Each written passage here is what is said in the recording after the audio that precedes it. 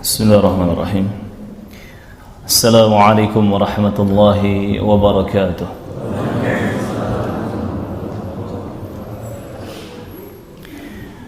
Alhamdulillah hamdan katsiran tayyiban mubarakan fihi kama yuhibbu rabbuna wa yardah. Ashhadu an la ilaha illallah wahdahu la syarika lah iqraran bihi wa tauhida wa ashhadu anna Muhammadan abduhu wa rasuluh.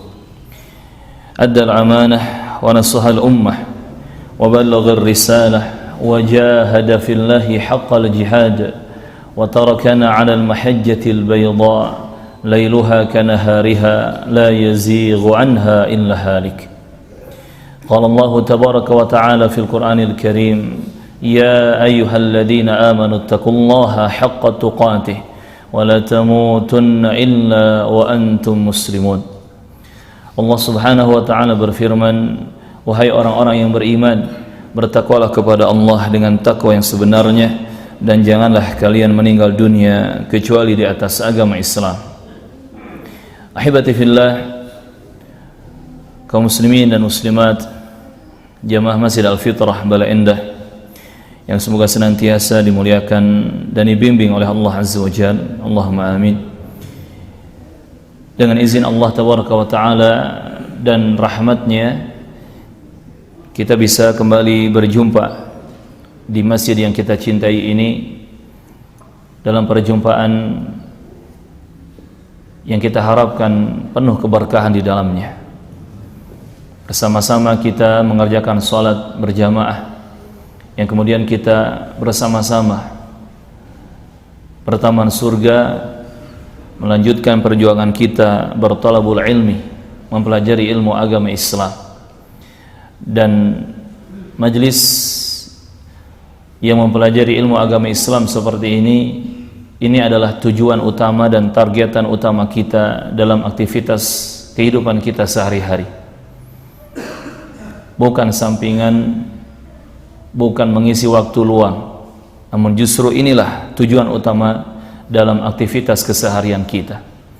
Sebagaimana kita sadar bahwa tujuan utama beradanya kita di kehidupan dunia ini adalah untuk beribadah kepada Allah Subhanahu wa Ta'ala, dan tidak mungkin kita bisa beribadah kepada Allah Azza wa Jalla jika kita tidak mengetahui ilmu agama yang benar.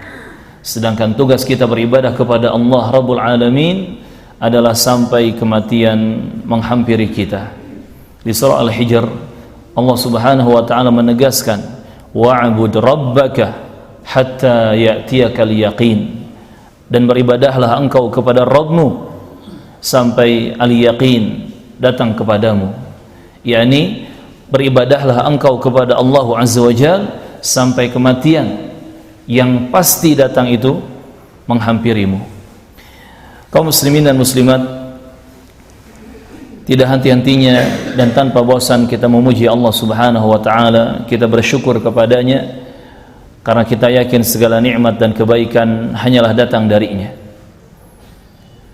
Kemudian salawat dan salam semoga selalu tercurah untuk sosok yang sangat kita rindukan, sosok yang kita jadikan idola satu-satunya, yang kita berharap bisa berjumpa dengannya kelak di telaga, di akhirat dan di jannah firdaus, yaitu baginda mulia Rasulullah Muhammad sallallahu alaihi wa ala alihi wasallam.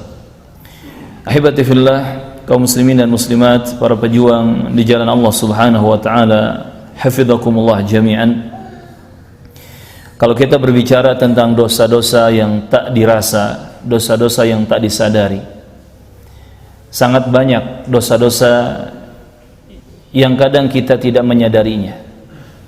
Jangankan dosa-dosa yang kecil, as-saghair, bahkan dosa-dosa yang besar pun, al-kabair, terkadang sebagian dari kita tidak sadar kalau dia sedang melakukannya, tidak sadar kalau dia sudah mengerjakannya. Banyak contoh dosa kecil yang kita tidak sadar melakukannya. Kadang dari rumah kita semangat pergi ke masjid, Tetapi begitu masuk masjid, kaki kiri dulu yang masuk sebelum kaki kanan. Ini dosa kecil. Padahal seharusnya kita memasukkan kaki kanan terlebih dahulu ke masjid sebelum kaki kiri kita. Kita semangat untuk bersuci misalkan, entah wudu atau mandi dan seterusnya.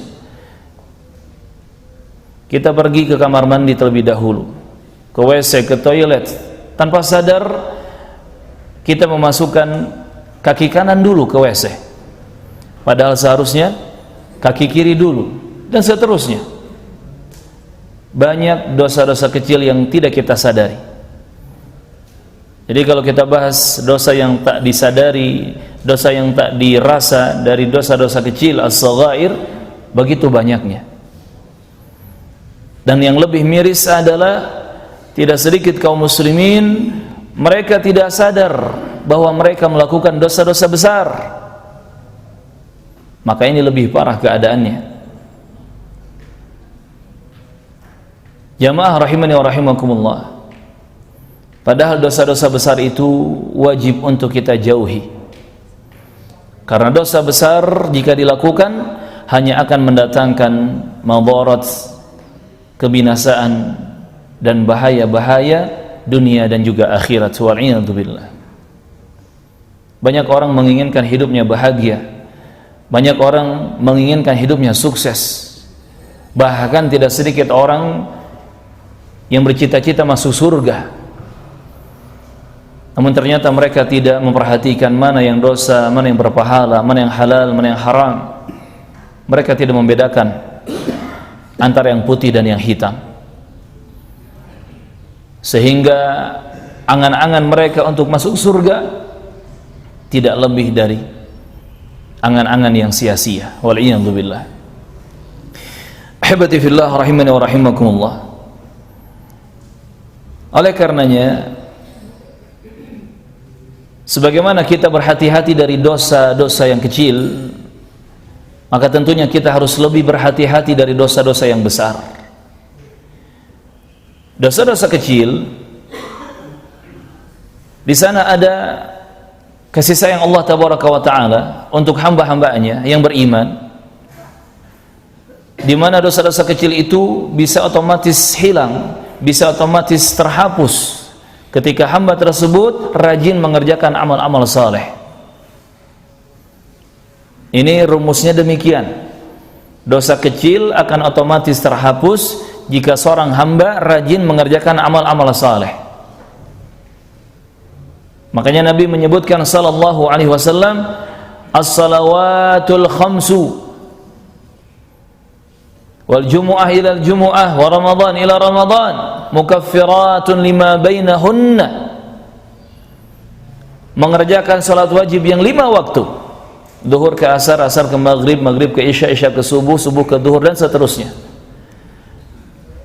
Kemudian mengerjakan salat Jumat yang bertemu dengan Jumat berikutnya 1 pekan. Kemudian berpuasa Ramadan, beribadah di bulan Ramadan, dari Ramadan bertemu Ramadan berikutnya 1 tahun. Itu dosa-dosa kecil yang ada di antara amalan-amalan tadi, antara zuhur ke asar dan seterusnya, antara semua waktu, salat wajib yang 5 waktu, 1 pekan antara Jumat ke Jumat, 1 tahun antara Ramadan ke Ramadan. Itu akan digugurkan dosa-dosa kecil yang ada karena amalan-amalan yang tadi dikerjakan.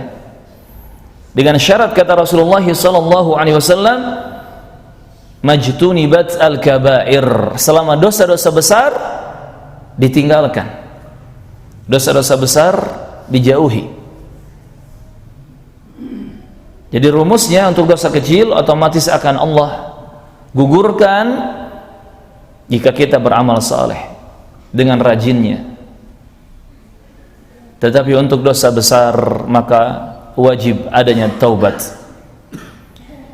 Dosa besar jika ingin diampuni oleh Allah Subhanahu wa Ta'ala, ingin dihapuskan dosanya, maka dosa besar harus diiringi dengan taubatan nasuha, taubat yang sebenarnya kepada Allah Jalla Jalaluhu Rabbul Alamin. Kaum muslimin dan muslimat, ahibati fillah rahimani wa rahimakumullah. Dan dosa besar itu kata para ulama disebut dosa besar adalah setiap dosa yang disebutkan dalam wahyu ilahi tentang ancamannya, tentang bahayanya yang begitu besar. Jadi kalau dalam Al-Quranul Karim atau hadis-hadis Nabi yang sahih disebutkan ancaman untuk sebuah dosa, diancam dengan neraka, diancam dengan laknat Allah, diancam dengan murka Allah, kemarahan Allah, diancam dengan musibah di dunia. Ada ancaman yang mengerikan dari Allah Azza wa Jalla, ada hukuman dan siksaan yang Allah siapkan untuk pelaku dosa tersebut. Maka itu termasuk kategori dosa-dosa besar, al-kabair. Apalagi Allah atau Rasulnya sudah menjelaskan, sudah menyebutkan dengan begitu gamblang, ini dosa besar. Misalkan Nabi menyebutkan ijtanibu as-sab'al mubiqat, jauhi oleh kalian 7 dosa besar yang membinasakan kalian. Dan yang paling pertama disebutkan adalah asyirku billah, perbuatan dosa kesyirikan, menyekutukan Allah Subhanahu wa taala dalam ibadah dengan sesuatu. Ahibati fillah rahimani wa rahimakumullah. Maka untuk dosa besar ini wajib adanya taubatan nasuha di hadapan Allah Azza wa Jalla sebelum seseorang meninggal dunia.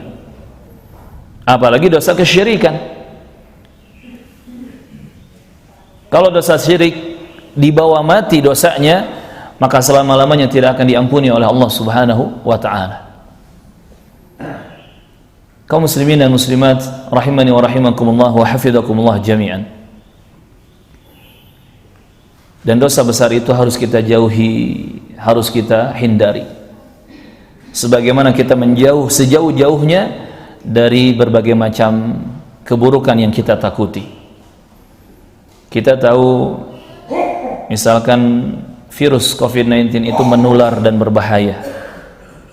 Maka kita berusaha untuk lari, untuk menjauh sejauh-jauhnya. Kita tahu ada penyakit menular lainnya itu berbahaya dan bisa menular dengan cepatnya. Pasti kita akan menjauh dan menghindar sejauh-jauhnya.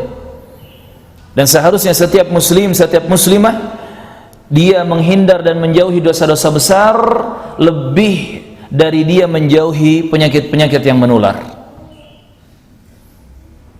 Di surah An-Nisa ayat ke-31 Allah Subhanahu wa taala menyebutkan, A'udzu billahi samii'il 'aliim minasyaitonir rajim.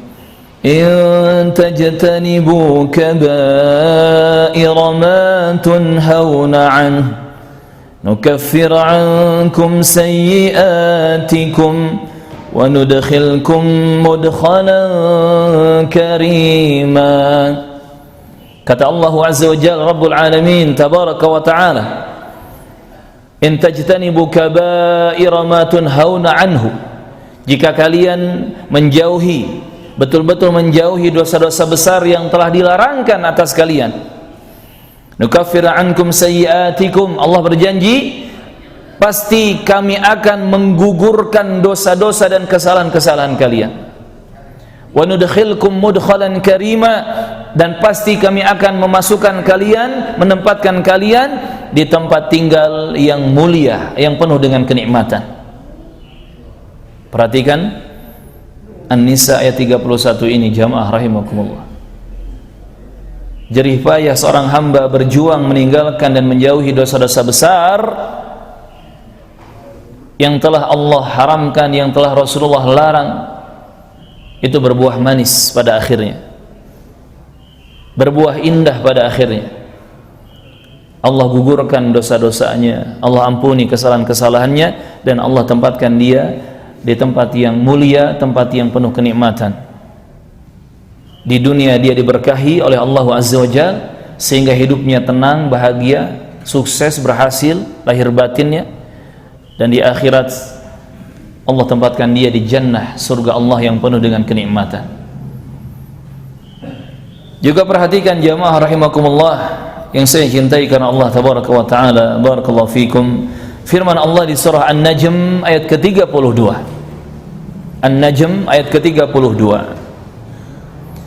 Allah Subhanahu wa taala berfirman, "Alladzina yajtanibun kaba'ir الذين يجتنبون كبائر الإثم والفواحش إلا اللمم إن ربك واسع المغفرة إن ربك واسع المغفرة الذين يجتنبون كبائر الإثم والفواحش." Mereka adalah orang-orang yang menjauhi dosa-dosa besar dari dosa-dosa yang ada, dari perbuatan-perbuatan keji, perbuatan-perbuatan nista dan dosa-dosa besar. Illal lamam, kecuali kesalahan-kesalahan yang kecil saja. Artinya mereka hamba-hamba Allah yang diistimewakan di ayat ini adalah mereka yang berusaha berjuang meninggalkan dosa-dosa besar, yang kalaupun tetap jatuh ke dalam dosa, hanya dosa kecil, hanya kesalahan kecil yang dilakukan, tidak sampai melakukan al-kabair, dosa-dosa besar, tidak sampai melakukan al-ithm wal fawahish, dosa-dosa yang keji yang jatuh ke dalam kategori dosa besar. Inna rabbaka wasi'ul maghfirah. Kemudian Allah menyebutkan sesungguhnya Rabbmu, yaitu Allah Subhanahu wa taala, maha luas ampunannya. Artinya Allah menyiapkan ampunan yang begitu luas, Allah menyiapkan ampunan yang begitu banyak untuk hamba-hambanya yang betul-betul meninggalkan dan menjauhi dosa-dosa besar. Oleh karenanya Nabi Muhammad SAW mencontohkan kepada kita untuk beristighfar dan bertaubat setiap hari, di siang dan malamnya. Dalam satu majlis saja, satu kali duduk di tempat duduk di satu majlis, Nabi minimal beristighfar kepada Allah 70 marrah, 70 kali. Dalam satu hari sampai Nabi bersumpah, Nabi beristighfar dan bertobat kepada Allah mengucapkan astaghfirullah wa atubu ilaih minimalnya 100 kali, 100 marrah. Jadi kalau kita kalkulasikan, kita hitung-hitung istighfarnya Nabi, taubatnya Nabi dalam satu hari siang dan malam itu bisa ratusan kali, bahkan lebih dari 1000. Subhanallah. Dan kita butuh itu, jamaah rahimakumullah. Apalagi kita manusia biasa. Apalagi kita tidak tahu apakah ada jaminan yang pasti untuk nama kita masuk ke dalam surga dan selamat dari neraka. Allahu a'lam. Kita hanya bisa berjuang dan berjuang. Oleh karenanya kita sangat butuh istighfar, lebih banyak dari apa yang diucapkan, dilantunkan oleh lisan mulia Nabi Muhammad sallallahu alaihi wasallam. Al-muhim, dari sini kita faham jamaah rahimani wa rahimakumullah bahwa menjauhi dosa-dosa besar keutamaannya luar biasa.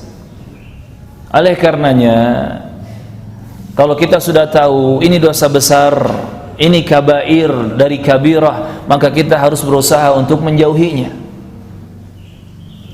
Ustaz, gimana kalau saya belum tahu itu dosa besar? Hati-hati jamaah rahimakumullah, ini bukan alasan yang bisa diterima di sisi Allah tabaraka wa ta'ala. Karena terkadang sudah sampai kepada kita penjelasan dari firman Allah, sabda Rasulullah, dari para guru kita menyampaikan ayat Allah dan hadis Nabi-Nya, tetapi kita yang tidak mau dengar, kita yang tidak mau sadar.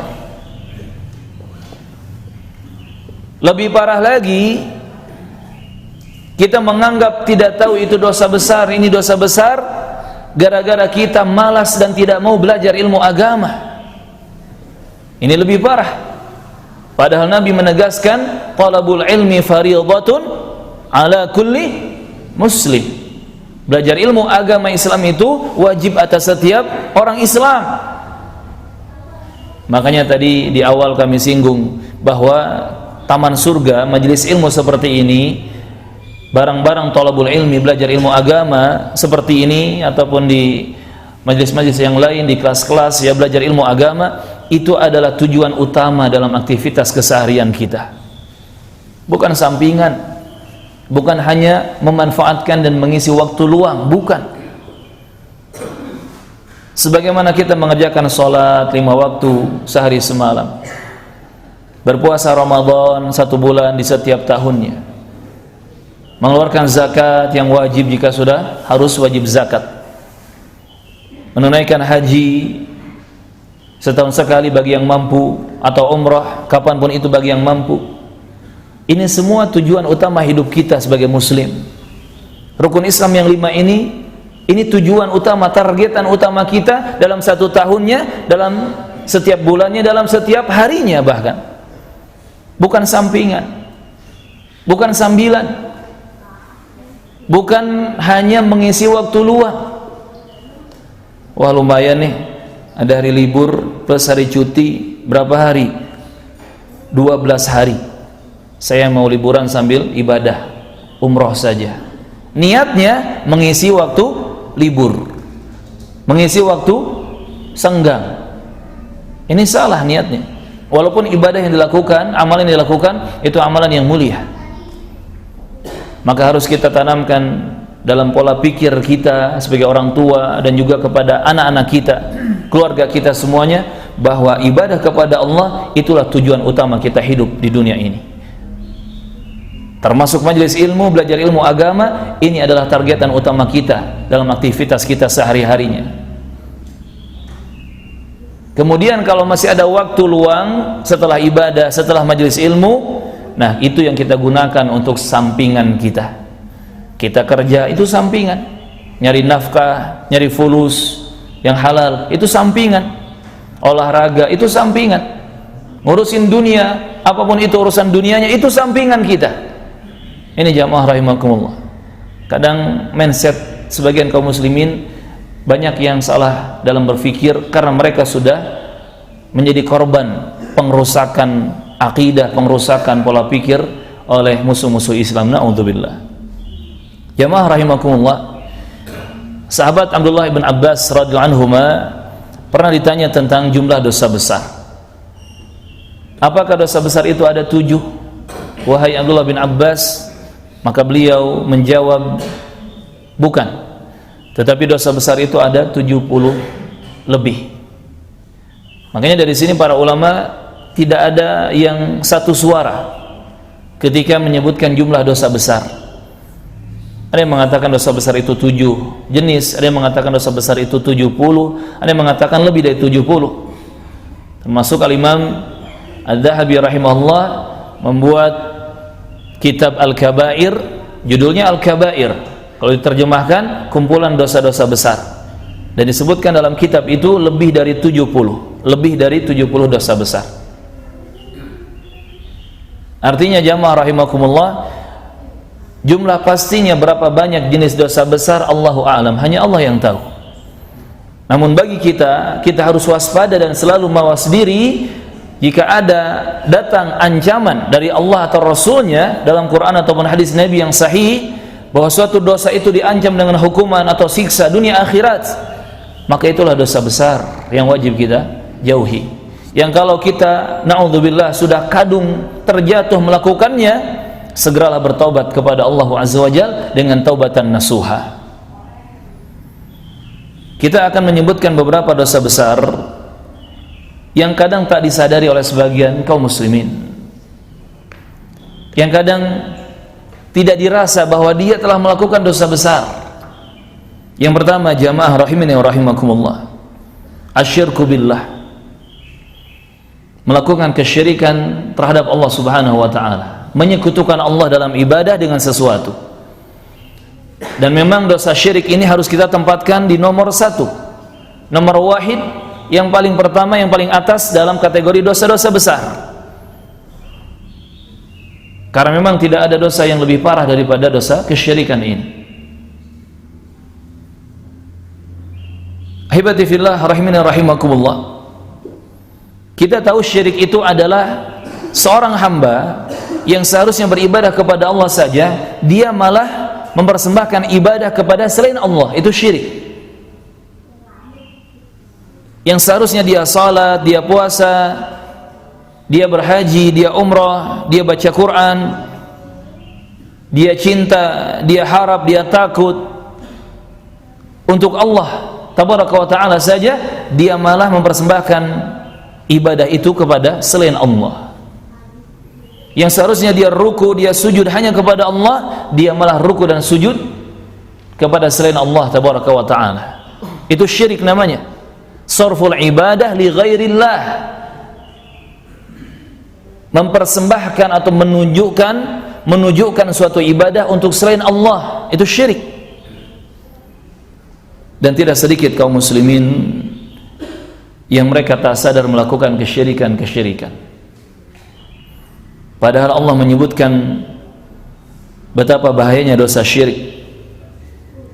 Sebagaimana di surah An-Nisa ayat ke-48, An-Nisa 48, Allah berfirman, "Innallaha la yaghfiru ay yushraka bih wa yaghfiru ma duna dzalika liman yasha." Sesungguhnya Allah tidak akan mengampuni dosa syirik, dan Allah akan mengampuni dosa yang lebih rendah kadarnya daripada kesyirikan bagi siapa saja yang Allah kehendaki. Maksud ayat ini An-Nisa 48, jamaah rahimakumullah, kita harus kembalikan kepada para ulama tafsir. Tidak bisa kita fahami begitu saja. Maksudnya, kata para ulama, mengambil pemahaman dari Rasulullah dan para sahabatnya radhiyallahu anhum, yakni ketika ada seorang hamba melakukan dosa kesyirikan lalu dia mati dan belum sempat bertobat kepada Allah, artinya dia mati membawa dosa syirik, maka selama-lamanya di akhirat Allah tidak akan mengampuni dosanya. Namun bagi siapa yang pernah melakukan kesyirikan, dia masih hidup di dunia dan dia segera bertobat kepada Allah sebelum kematiannya, sebelum meregang nyawa, sebelum sakaratul maut, dia sempat bertobat kepada Allah dari dosa besar yang dia lakukan, dari dosa syirik yang dia lakukan, maka Allah subhanahu wa ta'ala menyiapkan ampunan yang besar untuknya. Kemudian untuk dosa-dosa yang kadarnya lebih rendah dari kesyirikan, yakni dosa-dosa besar selain kesyirikan, membunuh, zina, riba, khamr, narkoba, tipu-tipu, dusta dan seterusnya. Kalau dosa-dosa besar selain kesyirikan dibawa mati, maka ini nasib seorang hamba dikembalikan kepada Allah Azza wa Jalla. Jika Allah berkehendak untuk mengazabnya, Allah akan menyiksanya. Namun jika Allah berkehendak untuk mengampuninya, maka mudah bagi Allah untuk mengampuni dosa-dosanya. Ini saking bahayanya kesyirikan. Dibawa mati tidak akan diampuni selama-lamanya. Na'udzubillah. Karena kesyirikan adalah menduakan Allah subhanahu wa ta'ala dalam ibadah. Ahibati fillah, rahimini rahimakumullah. Dan juga disebutkan dalam hadis riwayat Muslim dari Jabir bin Abdullah radhiyallahu anhu, Rasulullah bersabda sallallahu alaihi wasallam, "Man mata la yusyriku billahi syai'an dakhala al-jannah." Siapa yang meninggal dunia dan dia tidak membawa dosa kesyirikan, maka dia pasti akan masuk ke dalam surga. Siapa yang meninggal dunia dan dia tidak melakukan kesyirikan terhadap Allah, maksudnya mati tidak membawa dosa syirik, maka pasti dia akan masuk ke dalam surga. Wa man mata yusyriku billahi syai'an dakhala an-nar. Dan Nabi menegaskan setelah itu, dan siapa saja yang matinya sambil membawa dosa kesyirikan, maka pasti masuk neraka. Maka jamaah rahimani wa rahimakumullah, hati-hati dari jebakan syaitan dengan perbuatan-perbuatan dosa syirik ini. Maka sudah seharusnya setiap hari, setiap waktu, setiap kita bangun dari tidur kita meluruskan niat, kita mengikhlaskan segala sesuatunya, apalagi urusan ibadah. Kita harus betul-betul mengikhlaskan niat karena Allah tabaraka wa ta'ala. Selalu ingat dan fahami ayat Qul inna salati wa nusuki wa mahyaya wa mamati lillahi rabbil alamin. Katakanlah sesungguhnya salatku, sembelihanku, ibadahku seluruhnya, bahkan hidupku dan matiku hanya untuk Allah Rabbul Alamin. Fahami ini. Jangan sampai kita bangun dari tidur kita dan di hari itu melakukan kesyirikan kepada Allah Azza wa Jalla, wal-'iyadzu billah. Jangankan dengan ritual-ritual ibadah syirik, nyembelih hewan, entah itu kambing, domba, sapi, kerbau, kemudian dipersembahkan untuk selain Allah, untuk laut, untuk gunung, untuk bangunan, untuk gedung, itu tidak boleh. Jangankan ritual ibadah yang syirik seperti itu, yang real seperti itu, ucapan syirik saja sudah tidak boleh. Kalau bukan karena Allah dan Pak Dokter, saya mungkin sudah mati. Hati-hati, ini kalimat syirik. Tidak boleh menggandengkan Allah dengan makhluknya. Kata "dan" di sini ini membinasakan kita kalau kita ucapkan. Kalau bukan karena Allah dan Pak Dokter, mungkin saya sudah mati. Kata Nabi nggak boleh mengucapkan demikian. Tetapi kalau mau ucapkan kemudian, pakai kata "thumma". Laula fulan, laula Allah thumma fulan, laula Allah thumma fulan. Andai bukan karena Allah kemudian karena sebab pertolongan Pak Dokter, mungkin saya sudah mati. Ini boleh. Perhatikan. Dan dengan kemudian, dua kata yang berbeda. Dan waw dengan kemudian thumma dalam bahasa Arab, dua kata yang berbeda, dua kata sambung, dua kata sisipan yang berbeda, itu bisa fatal maknanya. Subhanallah. Artinya dalam berucap kita sebagai muslim harus berhati-hati. Ucapan pun bisa jatuh ke dalam kesyirikan. Kadang kita dengar sebagian kaum muslimin bersumpah dengan nama selain Allah saking pengen dipercayanya. Wallah, demi Allah, war Rasul, demi Rasulullah. Yang pertamanya benar, demi Allah. Yang keduanya itu salah, demi Rasulullah, tidak boleh. Apalagi disebutkan demi istri saya, demi anak saya bersumpah, nggak boleh. Kadang ada seseorang yang saking pengen dipercayaannya gitu kan, dia bersumpah dengan menyebutkan segala sesuatu yang dia ingat. Sampai mun orang Sunda mah ditambahan ku ceuli, Pak. Tah ceuli tah. Keureut tah ceuli. Kan gitu. Ya saking pengen dipercayaannya. Padahal kalau bohong ya tetap bohong kan gitu. Dusta ya dusta. Sekalipun sumpahnya sudah semua disebutkan, kalau dusta ya dusta. Apalagi dia menyebutkan sumpah itu dengan nama-nama selain Allah, tidak boleh. Sumpah itu hanya boleh dengan nama Allah dan sifat-sifatnya. Nama-nama Allah Al-Husna dan sifat-sifat Allah Al-Uliyah. Wallahi demi Allah, War-Rahman, War-Rahim, demi Allah Ar-Rahman, Ar-Rahim, Al-Ghafur, At-Tawwab, Asy-Syakur, Ar-Razzaq, itu boleh. Demi Allah yang Maha melihat, demi Allah yang Maha mendengar, demi Allah yang beristiwa tinggi dan menetap di atas arasy-Nya, demi Allah yang menciptakan langit dan bumi, demi Al-Quran yang merupakan firman Allah, yakni demi perkataan-perkataan Allah, itu boleh. Bersumpah hanya boleh dengan nama dan sifat Allah, dan tidak boleh bersumpah dengan selain Allah Azza wa Jalla, karena bisa jatuh ke dalam kesyirikan. Bisa syirik kecil, bisa syirik besar, tergantung niat dan maksudnya. Ini jamaah rahimana rahimakumullah. Lebih parah lagi ketika sebagian kaum muslimin mereka melakukan ritual-ritual yang jelas-jelas itu kesyirikan. Minta hujan bukan sama Allah, tapi malah minta sama pawang ular. Kan gak nyambung. Minta hujannya reda bukan berdoa sama Allah, malah minta diredakan oleh pawang ular. Kan gak nyambung. Ya pawang hujan maksudnya. Itu kesyirikan jamaah rahimani rahimakumullah. Dan akan bertambah kehancurannya ketika mereka-mereka yang menyaingi Allah tabaraka wa taala, seperti para dukun ya, orang-orang yang abnormal, orang-orang yang katanya ahli supranatural dan seterusnya, termasuk para peramal. Ketika mereka dikasih panggung, maka akan semakin muncul kehancuran bagi bangsa di suatu daerah. Naudzubillah. Ini jamaah rahimakumullah, kadang masih ada kesyirikan-kesyirikan yang tak disadari kalau itu syirik, itu dosa besar, bahkan dosa besar yang paling besar dosanya. Ketika sakit, ketika butuh sesuatu, yang didatangi bukan dokter ahli, yang didatangi bukan orang yang bisa menolong secara real, tetapi dia datang ke orang-orang pintar dalam tanda kutip.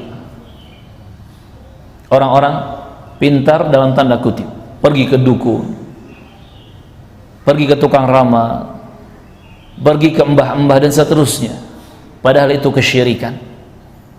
Kemana ayat yang Allah langsung menyebutkan ud'uni astajib lakum, berdoalah kalian kepadaku pasti aku akan mengijabah, mengabulkan doa dan permintaan kalian. Kemana ayat ini? Sehingga kita harus meminta tolong kepada orang-orang yang bukan ahlinya. Kemana ayat-ayat Allah yang menjanjikan Allah akan mengabulkan doa-doa dan permintaan kita, sehingga kita harus datang ke ahli syirik, tukang sihir. Na'udzubillah. Kita berlindung kepada Allah Subhanahu wa ta'ala. Ini yang pertama jamaah rahimakumullah. Di antara dosa besar yang kadang kita tidak menyadarinya, kesyirikan.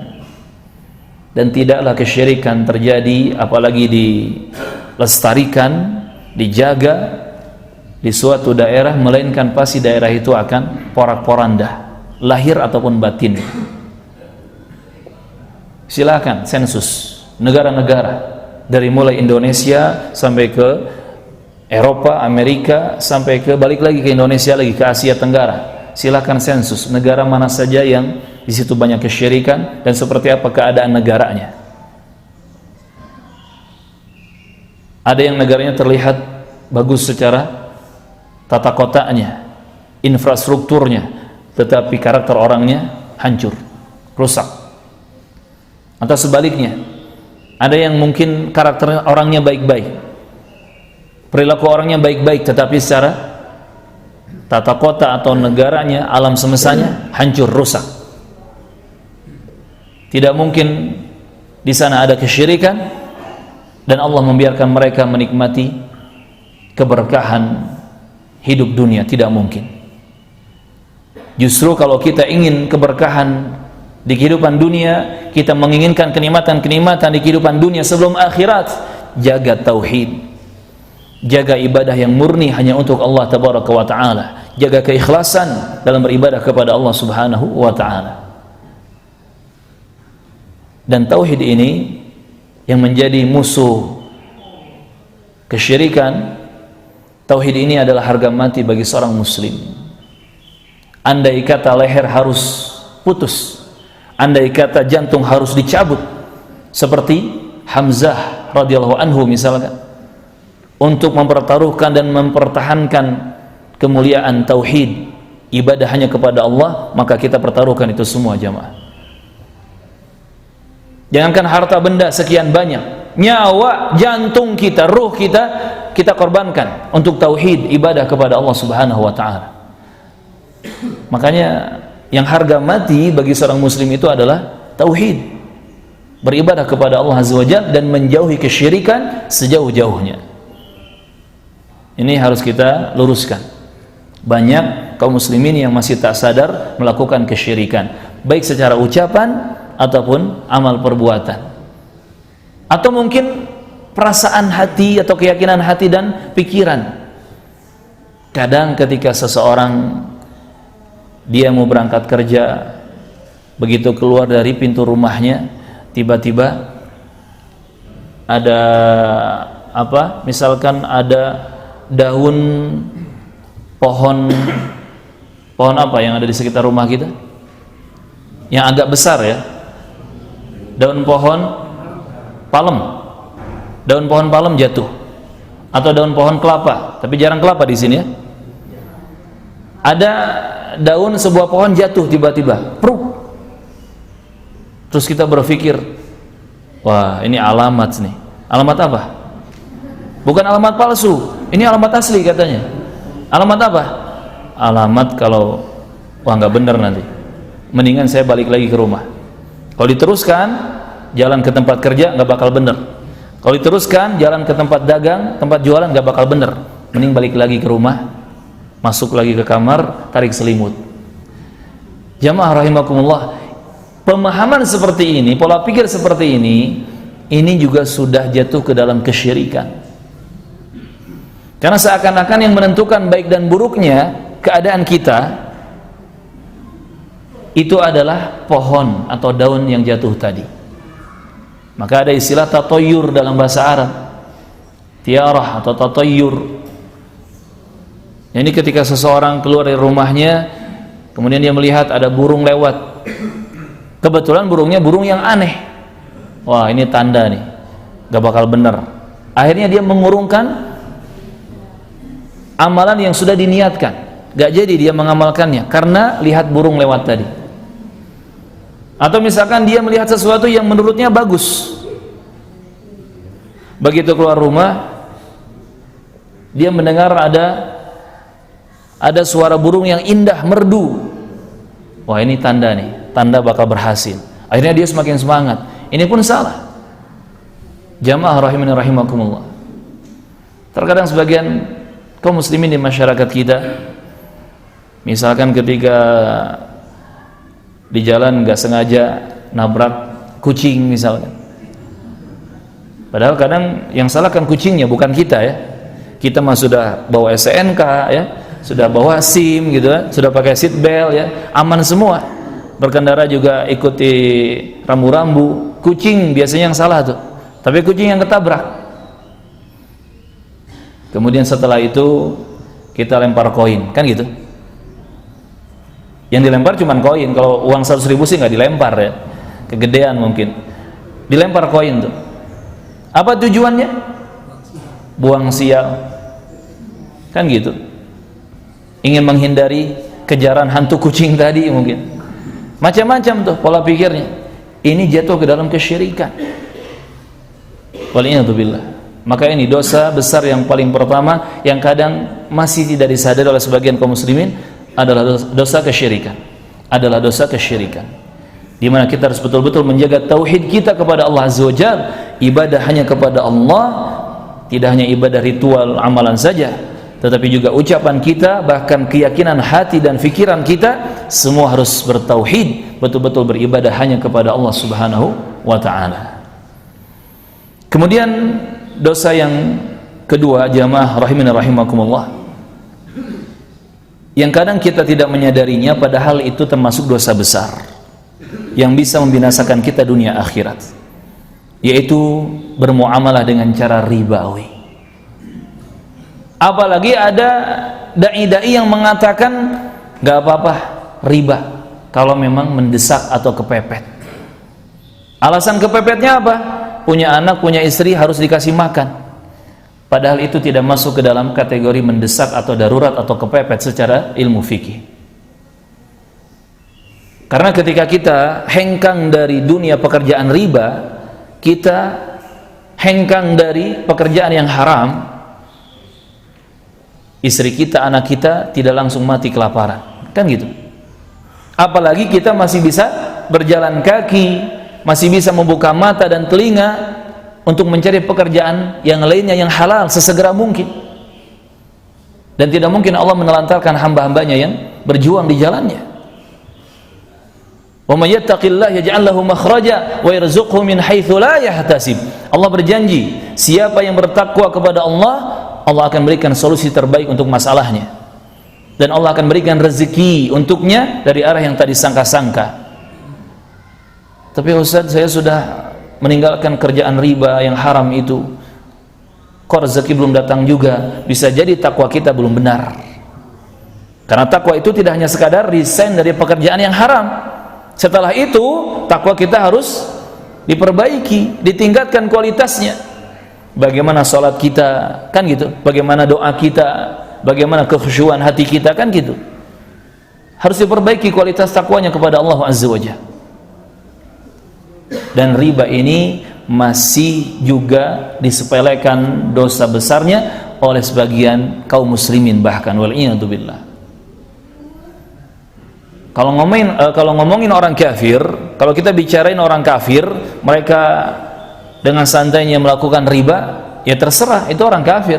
Karena memang orang kafir hidup tanpa aturan. Tapi kalau kita mengaku sebagai muslim, sebagai hamba Allah, sebagai pengikut Nabi Muhammad sallallahu alaihi wasallam, perhatikan aturan Allah dan Rasulnya dalam Islam yang mulia ini. Dan masalah muamalah itu ada aturannya. Masalah mencari nafkah, mencari pemasukan, penghidupan itu ada aturannya. Di antaranya riba, ini harus kita tinggalkan. Dan kalau kita sudah tahu riba itu haram, tidak ada alasan untuk kita tidak meninggalkannya sesegera mungkin. Tapi Ustaz, kalau saya meninggalkan pekerjaan itu, nanti gimana anak dan istri saya makan? Apalagi anak-anak saya banyak Ustaz, apalagi istri-istri saya juga. Setan membisiki jamaah, siapa yang ngasih makan mereka? Siapa yang ngasih makan mereka? Padahal Allah berkali-kali dalam Al-Quran menyebutkan Allahu yarzuqukum wa iyyahum. Ingat, Allah lah yang memberi rezeki kepada kalian dan kepada mereka. Di ayat yang lain Allah menyebutkan dengan terbalik, Allahu yarzuquhum wa iyyakum. Allah lah yang memberikan rezeki kepada mereka dan kepada kalian. Disebutkan dua ayat yang berbeda, yang mananya sama. Allah memberi rezeki kepada kalian dan mereka, Allah juga memberi rezeki kepada mereka dan kalian. Subhanallah. Coba bayangkan kalau kita tiba-tiba, bagi anak-anak bekerja atau anak-anak santai, tiba-tiba jantung kita berhenti, sudah time over, waktunya habis jantung kita untuk berdetak di dunia ini. Padahal kita punya anak, punya istri.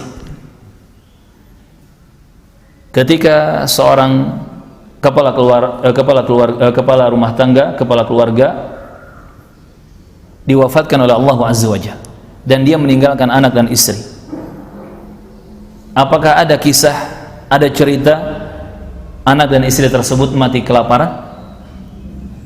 Pernah nggak Bapak Ibu lihat berita headline-nya, entah di koran ataupun di televisi, headline-nya berita hari ini telah meninggal dunia 4 orang anak dan 1 orang istri karena ditinggal mati oleh suaminya, mereka mati kelaparan. Pernah nggak ada berita seperti itu? Tidak pernah ada dan tidak akan pernah ada. Jangankan manusia, apalagi yang beribadah kepada Allah Azza wa Jalla, hewan saja diberi rezeki oleh Allah Tabaraka wa Ta'ala. Hewan saja diberi rezeki oleh Allah Azza wa Jalla, apalagi manusia yang beribadah kepada Allah, tidak mungkin Allah telantarkan. Ini jamaah rahimakumullah. Dan ingat, riba itu dosa besar. Disebutkan dalam hadis riwayat Muslim dari Jabir bin Abdullah radhiyallahu anhu, la'ana Rasulullah akilar riba wa mukilahu wa katibahu wa syahidai. Rasulullah itu melaknat orang yang melakukan riba dan memakan hasilnya. Nabi juga melaknat orang yang menyerahkan harta riba, yakni yang meminjamnya, yang memanfaatkan dari riba tersebut. Nabi juga melaknat orang yang menulis, mencatat urusan riba tersebut. Nabi juga melaknat 2 saksi atau para saksi yang mereka menyaksikan dan menyetujui akad riba tersebut, transaksi riba tersebut. Sampai Nabi mengatakan wa qala hum sawa, mereka itu sama saja dosanya. Baik yang dia pemodalnya, pengelolanya, pegawainya, bahkan mungkin penjaga tempatnya. Kalau dia tahu itu riba dan mereka saling sepakat menyetujui dan mendukung terlaksananya transaksi riba tersebut, hum sawa, kata Rasulullah, mereka sama dosanya, sama hukumannya dan azabnya dari Allah Azza wa Jalla. Sampai dalam Al-Quran disebutkan Allah mengumumkan perang, Allah dan Rasulnya mengumumkan perang, menabuh genderang perang bagi mereka pelaku riba. Waliyadzubillah. Hibati fillah, rahimani rahimakumullah. Dan masih banyak ayat-ayat yang menyebutkan tentang betapa bahayanya riba, mengerikannya riba. Yang pasti kita harus menjauhi perbuatan riba itu apapun resikonya. Walaupun kita harus kembali berjuang dari nol, lebih baik kita berjuang tertatih-tatih daripada kita hidup mewah dengan yang haram. Na'udzubillah. Dan selalu yakinlah janji Rasulullah sallallahu alaihi wasallam kepada umatnya, man taraka syai'an lillah awadahu Allahu khairan minhu. Siapa yang betul-betul meninggalkan sesuatu karena Allah, pasti Allah akan berikan ganti yang jauh lebih baik dari apa yang dia tinggalkan. Dan ingat, ganti yang terbaik, ganti yang jauh lebih baik dari Allah Azza wa Jalla tidak melulu berbentuk materi, tidak harus berbentuk harta benda lagi. Ketika kita mulai sibuk dengan ibadah, sholat malamnya dikejar, sholat duhanya dikejar, apalagi sholat wajibnya, puasanya kita rajin, yang sunat-sunat apalagi yang Ramadannya, kita lebih baik dalam berbicara, berakhlak, kita lebih tenang hidupnya, bahagia, keluarga sehat, anak-anak gak bandel, dan seterusnya. Itu bisa jadi merupakan ganti yang lebih baik setelah kita meninggalkan pekerjaan yang haram, yang kemudian Allah berikan juga ganti yang lebih baik dari sisi materi. Usaha kita dimudahkan, pintu-pintu rezeki yang halal dipermudah, dibukakan oleh Allah. Ini jamaah rahimakumullah, yakin ganti yang terbaik dari Allah akan ada kepada kita jika kita meninggalkan sesuatu karena Allah Subhanahu wa ta'ala. Kemudian yang ketiga, di antara dosa besar yang kadang tak disadari oleh sebagian kaum muslimin adalah perbuatan uququl walidain, durhaka kepada orang tua. Durhaka kepada orang tua, ini dosa besar, ini dosa besar. Namun tidak sedikit di zaman sekarang anak-anak kaum muslimin yang mereka tidak berbakti kepada orang tuanya. Wal'iyadzubillah, kita berlindung kepada Allah Subhanahu wa ta'ala. Bahkan kalau kita perhatikan Al-Isra ayat 23, Al-Isra ayat 23, Allah menyebutkan kewajiban berbakti birrul walidain kepada orang tua itu setelah disebutkan perintah kewajiban untuk bertauhid, beribadah hanya kepada Allah. Wa qadha rabbuka an la ta'budu illa iyyah wa bil walidaini ihsana. Rabbmu Allah tabaraka wa taala telah menetapkan agar kalian beribadah hanya kepada Allah dan agar kalian berbuat baik, selalu berbakti kepada kedua orang tua. Perhatikan jamaah rahimakumullah,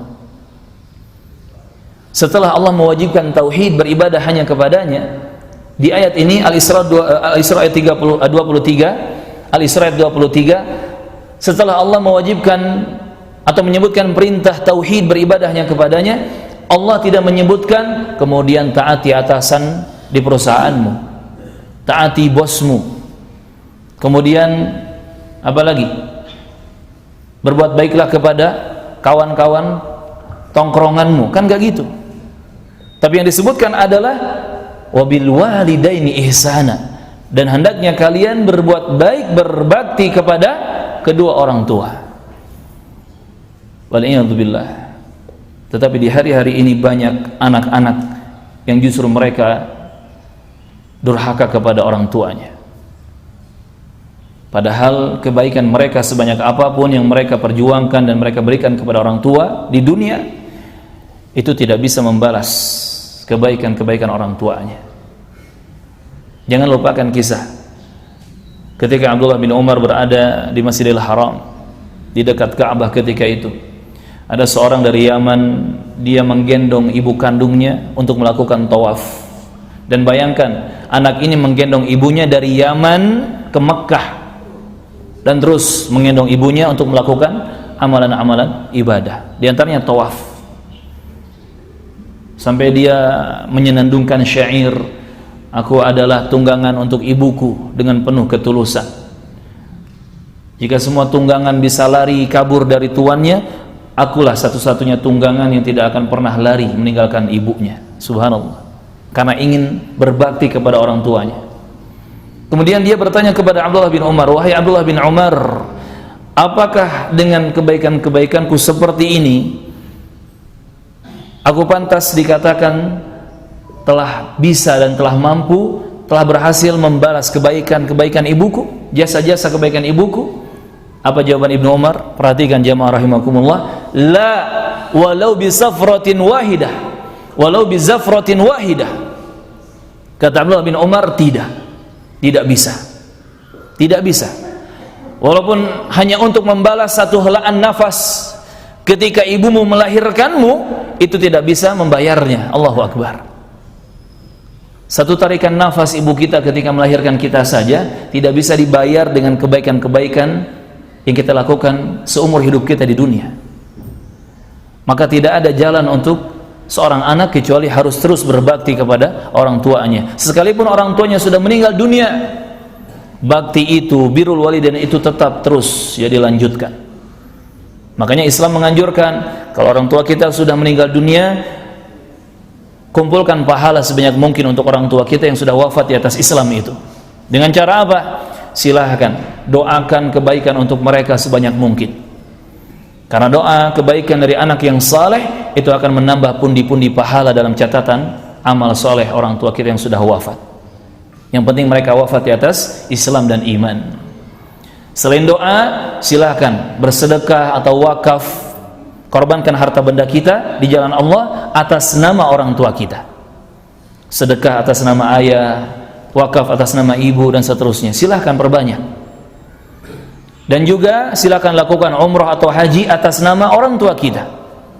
Baik kita yang melakukannya langsung, kita umrah, kita haji atas nama orang tua kita, atau kita minta orang lain, nyuruh orang lain, bayar orang lain untuk melakukan umrah atau haji atas nama orang tua kita.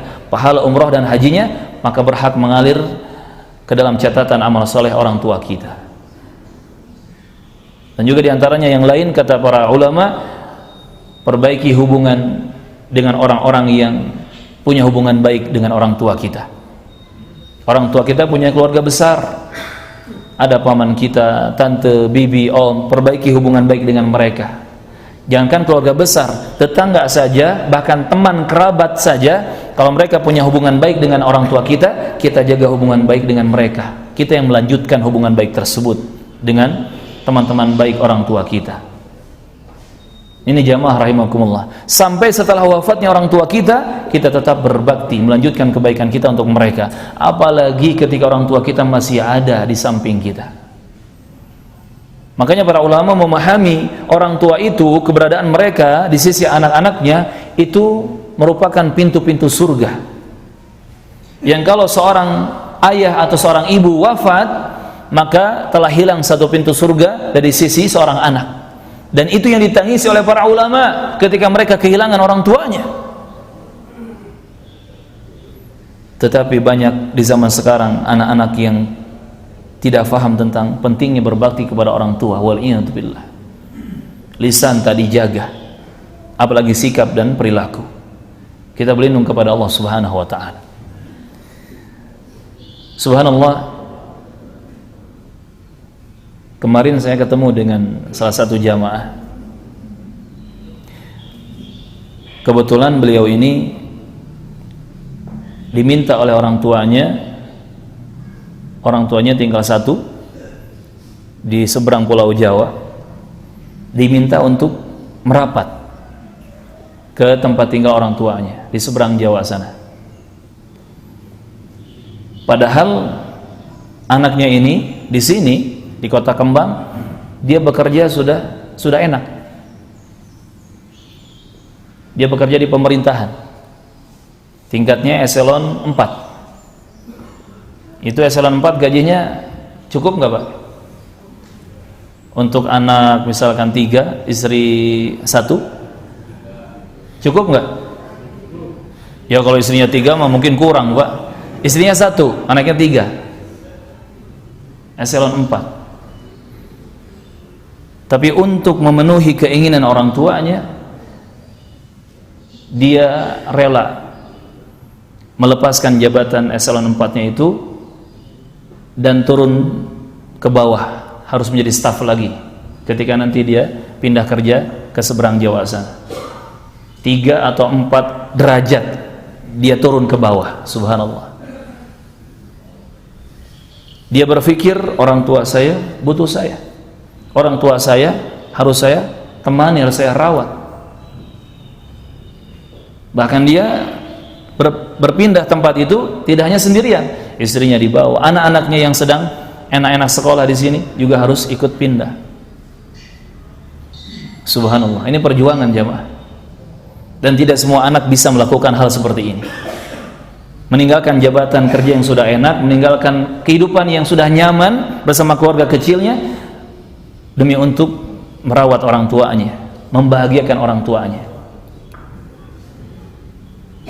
Dan yang ada di pikiran anak ini, saya tidak tahu orang tua saya berapa lama lagi hidup di dunia. Dan kesempatan saya berbakti kepada orang tua saya adalah ketika orang tua saya masih hidup di dunia ini. Subhanallah. Kemudian kami semangati beliau ini dengan kisah Uwais Al-Qarni. Uwais Al-Qarni radhiyallahu anhu, yang dia lebih memilih tetap berbakti kepada orang tuanya, birrul walidain, menjaga orang tuanya dengan sebaik mungkin, daripada dia mengejar kesempatan suhbah menjadi sahabat Nabi. Ketika itu kan orang yang beriman berbondong-bondong mengejar untuk bertemu dengan Nabi, menjadi sahabat Nabi. Tapi Uwais Al-Qarni di Yaman tetap menjaga orang tuanya, berbakti kepada orang tuanya. Dan ternyata apa? Ternyata Uwais Al-Qarni diberi keutamaan oleh Allah Azza wa Jalla yang tidak kalah dari keutamaan para sahabat Nabi. Setiap doa dan sumpah Uwais Al-Qarni mustajab di sisi Allah. Sampai Umar bin Khattab setiap tahun haji itu mencari-cari Uwais dari rombongan Yaman. Setelah bertemu, Umar bin Khattab minta didoakan oleh Uwais agar Allah mengampuni dosa-dosa Umar. Lihat, sekelas khalifah kedua, Umar bin Khattab minta didoakan oleh Uwais Al-Qarni agar Allah mengampuni dosa-dosa Umar. Allahu Akbar. Uwais Al-Qarni sosok yang mungkin tidak dikenal oleh penduduk bumi. Tidak ada namanya dalam deretan khalifah yang 4, Abu Bakar, Umar, Utsman, Ali. Tidak ada namanya dalam deretan para sahabat Nabi, Ibnu Umar, Ibnu Abbas, Abdullah bin Amr, Abu Hurairah, dan seterusnya. Tetapi Uwais Al-Qarni dikenal oleh penduduk langit. Subhanallah. Bahkan kalau kita melihat kisah seorang pembunuh yang datang kepada Ibnu Abbas minta solusi bagaimana cara tobatnya, dia ingin tobat, ingin membersihkan dosanya. Ibnu Abbas bertanya, ahayyun walidak, apakah dua orang tuamu masih hidup? Dari sini para ulama menyimpulkan bahwa Ibnu Abbas berpendapat dosa besar itu, sekalipun itu membunuh orang, menghilangkan nyawa manusia, itu bisa digugurkan, bisa dihapuskan, bisa dibersihkan dosa besarnya dengan seseorang betul-betul berbakti kepada orang tuanya. Jadi bakti kepada orang tua, birrul walidain, ini bisa menggugurkan dosa-dosa besar, menghapuskan dan membersihkan dosa-dosa besar, bahkan bisa tadi mengejar keutamaan para sahabat Nabi radhiyallahu anhu. Maka rugi dan rugi, betul-betul merugi jika ada seorang anak yang dia durhaka kepada orang tuanya. Jangan sampai kita sebagai anak membuat orang tua kita menangis dan sedih. Membuat orang tua kita sedih saja tidak boleh, apalagi menangis, meneteskan air mata. Justru kewajiban kita adalah membuat orang tua kita selalu bahagia dan tersenyum. Bahagia dan tersenyum dengan kesolehan kita. Bahagia dan tersenyum dengan taatnya kita kepada orang tua dalam kebaikan-kebaikan, dan seterusnya. Ini jamaah rahimani rahimakumullah. Sebetulnya masih banyak ya dosa-dosa besar yang kadang tidak kita sadari dan kita melakukannya, dan itu menjatuhkan kita ke dalam dosa besar. Seperti yang keempat, meninggalkan sholat. Hati-hati, meninggalkan sholat juga merupakan dosa besar yang kadang kita tidak sadar ya, kadang tidak sadar telah melakukan dosa besar tersebut. Dan juga banyak perkara lainnya ya, seperti sihir, termasuk penyakit lisan, ghibah, menggunjing orang, menyebut aib orang lain, apalagi sampai namimah, adu domba, sampai memfitnah, menuduh ya, tuhmah, buhtan. Itu semua dosa-dosa besar yang kadang kita tidak sadari. Waliyadzubillah. Maka pada akhirnya kita hanya memohon kepada Allah Subhanahu wa taala agar Allah Subhanahu wa taala membersihkan lisan-lisan kita dari penyakitnya, dan juga hati kita semua dari penyakitnya. Allahumma amin. Allahumma rabbana atina fid dunya hasanah wa fil akhirati hasanah wa qina adzabannar.